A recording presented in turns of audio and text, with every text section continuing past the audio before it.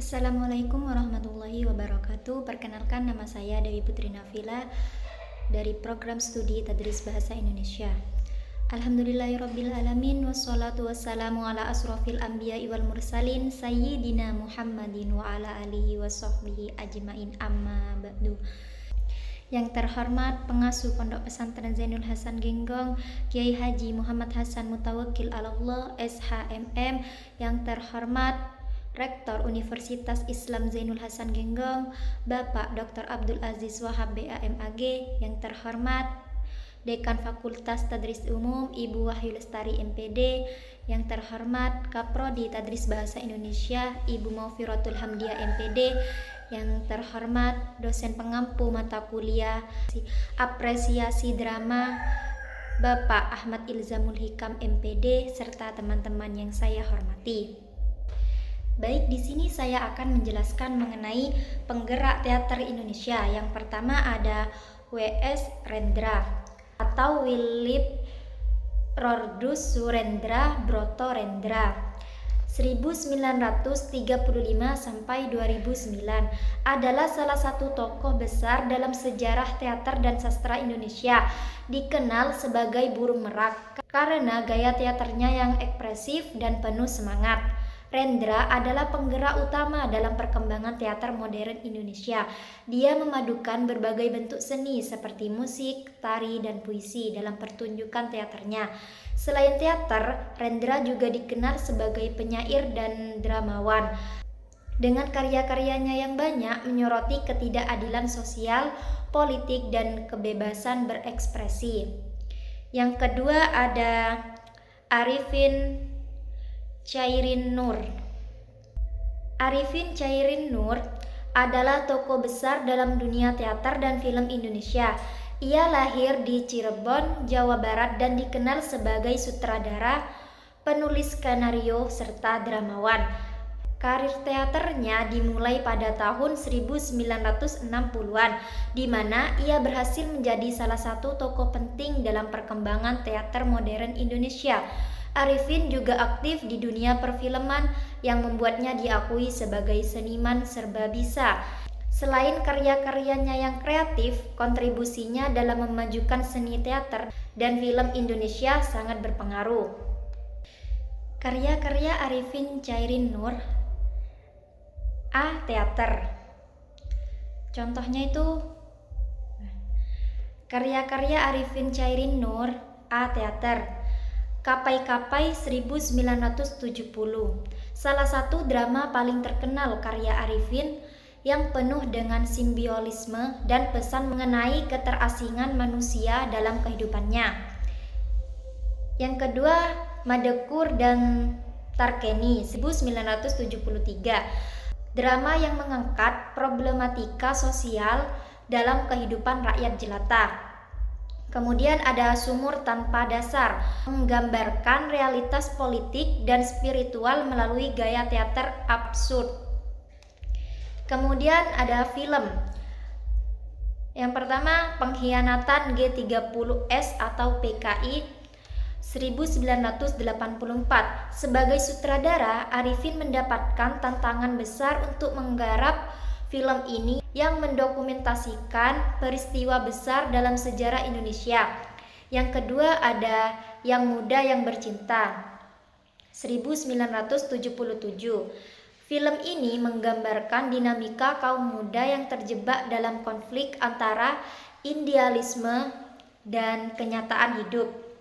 Kemudian ada Teguh Karya.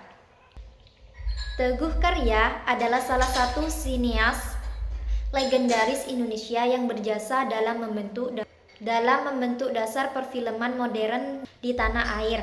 Tidak hanya dikenal sebagai sutradara, Teguh juga seorang penulis skenario, aktor teater, dan pendidik yang berpengaruh.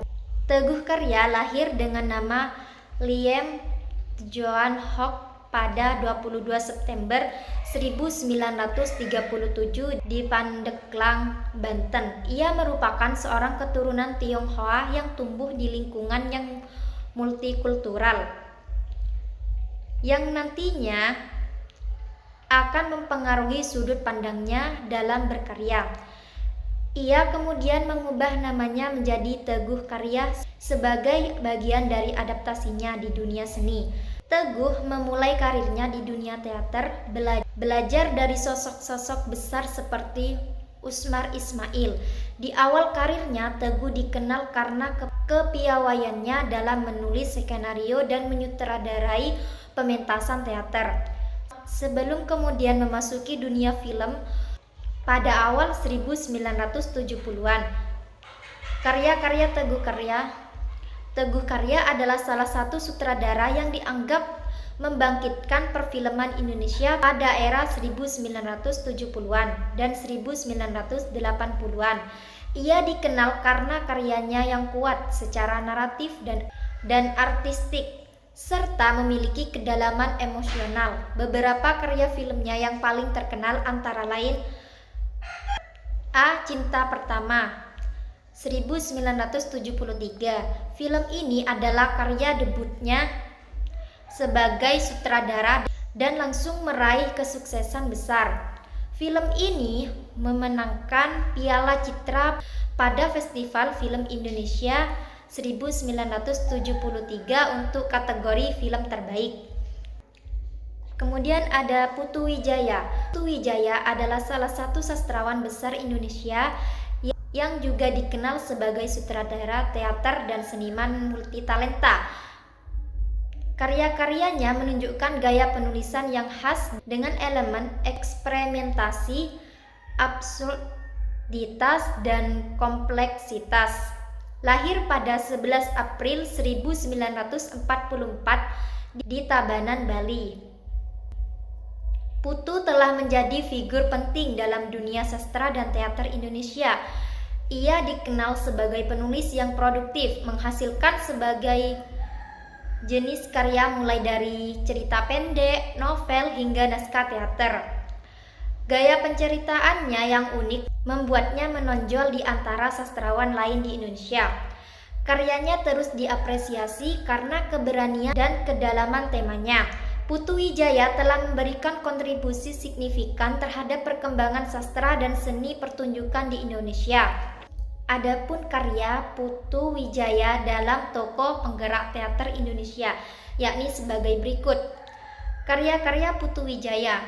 Yang pertama, novel yang berjudul Telegram 1973. Yang kedua, Stasiun 1977.